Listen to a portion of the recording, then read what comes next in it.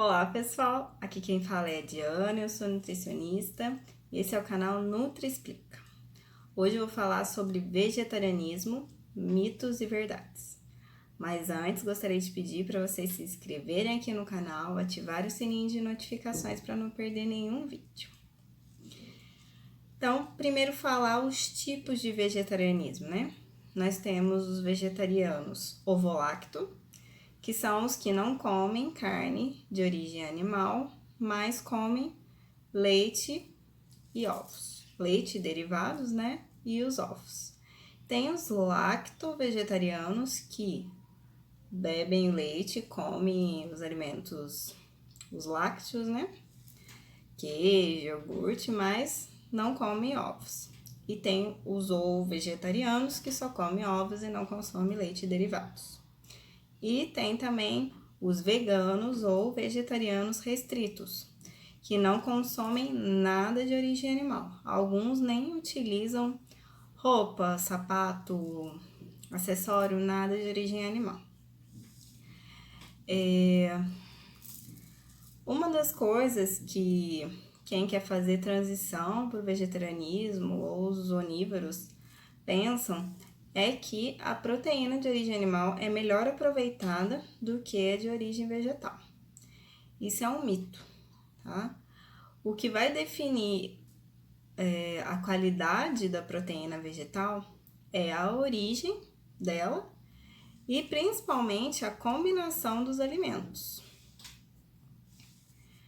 Porque os alimentos de origem vegetal contêm todos os aminoácidos. O que a gente tem que pensar? Vou usar um colar para vocês entenderem. Esse colar todo é uma proteína. A proteína é formada por aminoácidos. Então, essas continhas seriam os aminoácidos. Os alimentos de origem vegetal contêm todos os aminoácidos. Então, é importante a gente combinar esses alimentos para ter o aporte de aminoácidos durante o dia. Outra coisa é que os vegetais são incompletos em aminoácidos. Isso é mito. Os alimentos de origem vegetal contêm todos os aminoácidos.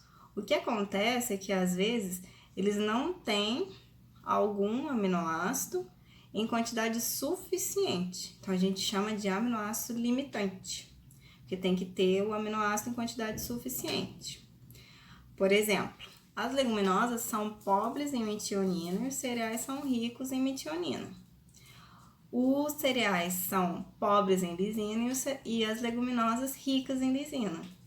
Então, a gente combina os dois para ter uma quantidade suficiente de aminoácido durante o dia. Outra coisa que se pensa é que tem que ser consumido o cereal junto com a leguminosa para ter o aporte de aminoácido. Tudo numa mesma refeição. Isso é mito, né? O importante é que a gente tenha o aporte de aminoácido durante o dia. Então, de manhã você pode comer só cereal, no almoço cereal com leguminosa, no lanche da tarde cereal com leguminosa e na janta só leguminosa. O importante é que do transcorrer do dia tenha sido consumido quantidade suficiente de aminoácido. Então, quais são os cereais? Né? A gente tem o arroz, o trigo, a cevada, o centeio, o milho, a aveia, quinoa e as leguminosas. São todos os tipos de feijão, todos os tipos de lentilha, ervilha, grão de bico, soja e o amendoim. Muita gente pensa que o amendoim é uma oleaginosa, que ele tem as características parecidas, mas ele é uma leguminosa porque ele dá envagem. Então, alguns alimentos que contêm bastante proteína, né? Todos os alimentos contêm proteína, né? Todos os alimentos contêm todos os nutrientes, carboidrato, lipídio e proteína. Tirando os óleos, que só contém lipídio, o açúcar refinado, que só contém carboidrato, né? Tirando isso, todos os alimentos contêm todos os nutrientes, mas tem alguns alimentos que são mais ricos em proteína. E os alimentos de origem vegetal, alguns exemplos são as sementes, então semente de abóbora, semente de girassol, semente de chia, semente de linhaça, todas as leguminosas, né? Feijão, grão de bico, lentilha, amendoim, a soja, aveia, gergelim, castanha de caju, painço, sorgo. Então, esses são alimentos que são ricos em proteína. Então, fazendo assim uma comparação entre a carne vermelha e o grão de bico, em 100 gramas de carne vermelha, a gente tem 19,4 gramas de proteína. E em 100 gramas de grão de bico, a gente tem 21,2 gramas de proteína. Então, a gente tem mais proteína no alimento de origem vegetal, né? Quando a gente compara esses dois. Então, é possível manter o aporte proteico com uma alimentação vegetariana, alimentação vegana, até mesmo para atletas de alta performance é possível. Às vezes, a gente precisa suplementar, né? Porque os atletas de alta performance, por exemplo, precisam de uma grande quantidade de proteína e às vezes não conseguem comer tanta comida, né? Um grande volume de comida para dar esse aporte. Então, às vezes a gente tem que suplementar. Então, tem um estudo randomizado que ele comparou o uso de whey protein, que é a proteína de soro do leite, e da proteína do arroz. E concluiu, a proteína do arroz isolada, concluiu que o aproveitamento pelo corpo e a performance, o ganho de massa, é igual dessas duas proteínas. Então, a gente pode fazer suplementação com proteínas vegetais, que dá certo. E uma coisa que o pessoal que faz exercício físico às vezes pensa é quanto mais proteína eu consumir, mais forte eu vou ficar, mais massa muscular eu vou ganhar. Isso não é verdade, tá? O excesso de proteína, ele vira amônia e ureia, o que pode gerar nefrotoxicidade, né? Intoxicar os rins, porque ele vai estar trabalhando muito ali para liberar amônia e ureia, e hepatotoxicidade, porque o fígado, ele é quem metaboliza, né? Tudo, principalmente a proteína. Então, vai sobrecarregar o fígado, tá? Então, tem uma quantidade que o corpo tolera não é que tolera. Tem a quantidade adequada de proteína que o corpo metaboliza no dia. Se você consome em excesso, isso vai ter que ser eliminado, tá? Então, o excesso de proteína, ele é armazenado na forma de gordura. Tudo que é em excesso vai ser armazenado na forma de gordura.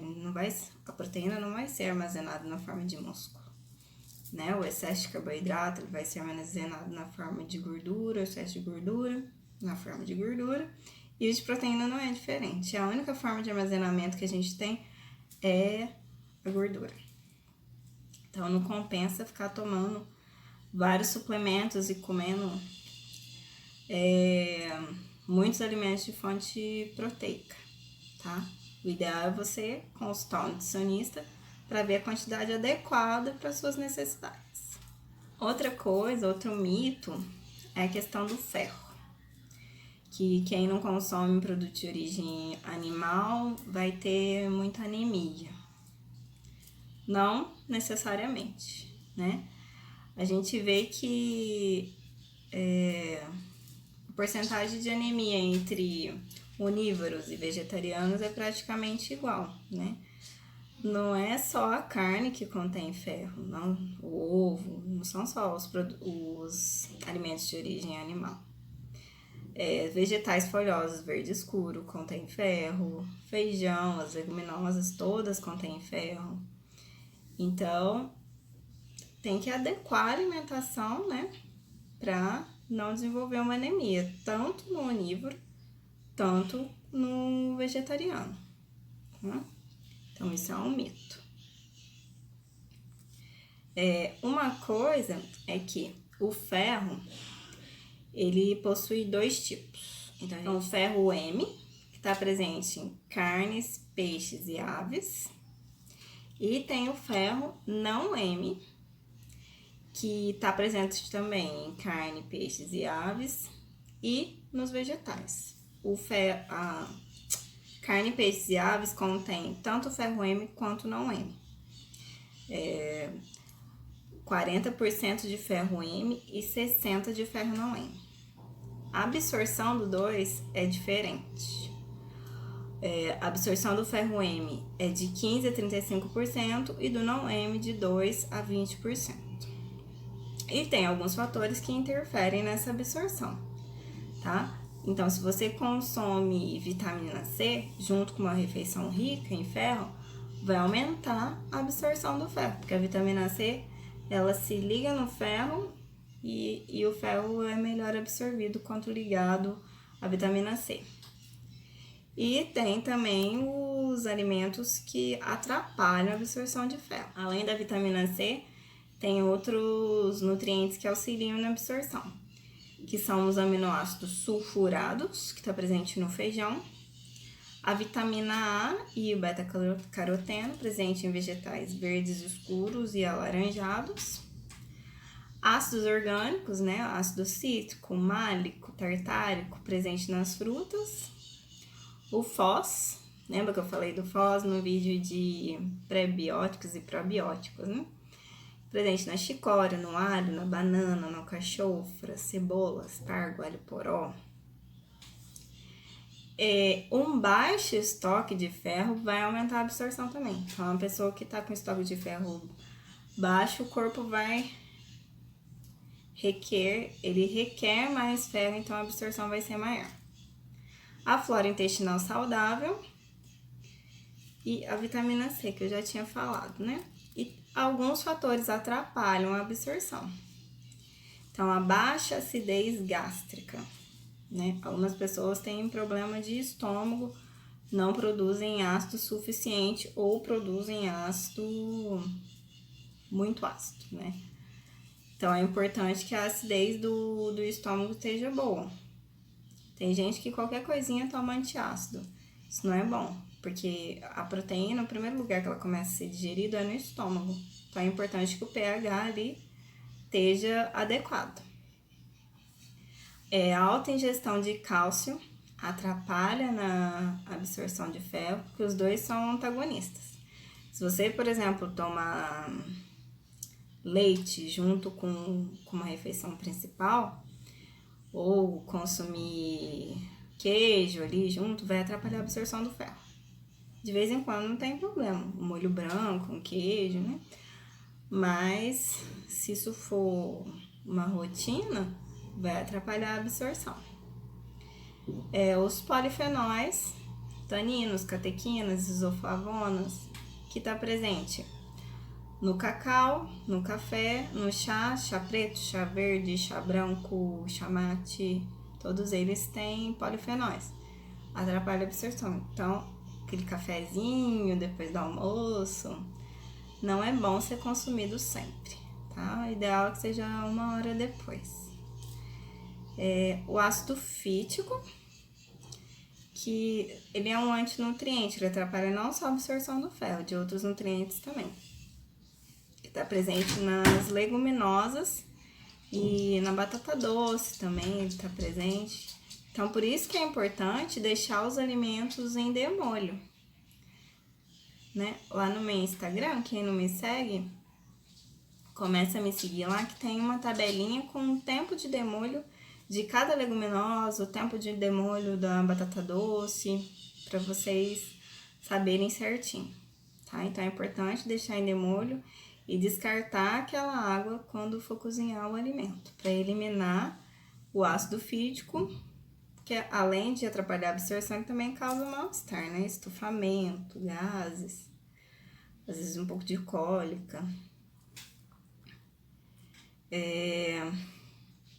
Doses elevadas de zinco também atrapalham a absorção de ferro. Então, sempre que a gente vai suplementar zinco e ferro, a gente suplementa em horários diferentes, até mesmo em dias alternados, para não ter essa interação. Processos inflamatórios, porque o que acontece no processo inflamatório? O processo inflamatório aumenta a ferritina, que é nosso estoque de ferro.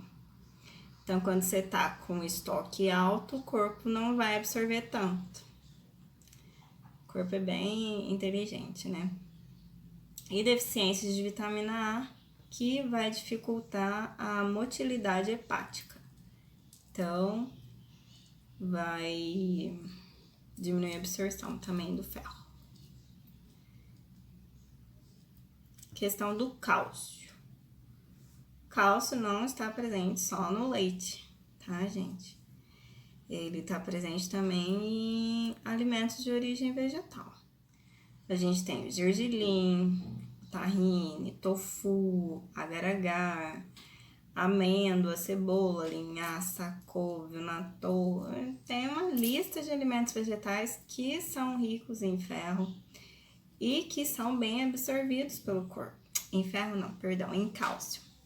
São ricos em cálcio e são bem absorvidos pelo corpo, né? Porque a gente não é só o que come, a gente é o que a gente come, o que a gente absorve e o que a gente aproveita, né? Não basta só a gente comer se o intestino lá não tá bom e não consegue absorver, tá? Outro nutriente importante é a vitamina B12. As pessoas pensam que a vitamina B12 é de origem animal, mas não é. A vitamina B12 é de origem bacteriana. Então, as bactérias presentes no solo, elas sintetizam a vitamina B12. As bactérias do nosso intestino também sintetizam B12. Então, o que acontece? Os animais que pastam, os animais criados soltos, eles comem o pasto e acabam ingerindo a B12. E quando a gente come a carne deles, indiretamente a gente ingere B12. Os alimentos criados em cativeiros, eles são suplementados, porque eles comem ração, eles não pastam, né? Então, a ração deles tem suplementação de vitamina B12. E quando a gente come eles, a gente consome B12. Então, no caso de vegetarianos ovo-lacto, eles conseguem essa B12 através da alimentação. Mas os veganos, é importante a suplementação da B12. Então, é só mandar manipular, né? De acordo, a gente faz a dosagem e manda manipular de acordo com a necessidade. Mas a gente vê que a porcentagem também de deficiência entre vegetarianos e onívoros de vitamina B12 é bem parecida, tá? Porque a B12 ela é bem complexa, a questão da absorção dela. Ela começa a ser desmontada, digamos assim, no estômago. Se o estômago não tiver com uma acidez boa, que ali no estômago a gente tem o fator intrínseco, que é ele que vai metabolizar a B12. Se não tiver tudo ok ali, não vai absorver B12 no fim das contas, tá? Tanto que pessoas que fazem cirurgia bariátrica, né, que tiram uma parte do estômago, tem que fazer suplementação, porque não consegue metabolizar muito bem. Então é isso, alguns mitos e verdades sobre o vegetarianismo. Quem é vegetariano ou vegano, escreve aqui para mim nos comentários. Se tem alguma dúvida também, pode me mandar. Quem é onívoro, manda as dúvidas aqui para mim pelos comentários. E eu vou deixar o endereço do meu Instagram e do meu Facebook, para quem não me segue, me seguir lá, que tem bastante conteúdo lá que acho que vocês vão gostar. Se você ainda não curtiu esse vídeo, curta, compartilhe com seus amigos, aquele que pensa que só tem proteína boa, alimentos de origem animal. Manda pra ele. Até a próxima!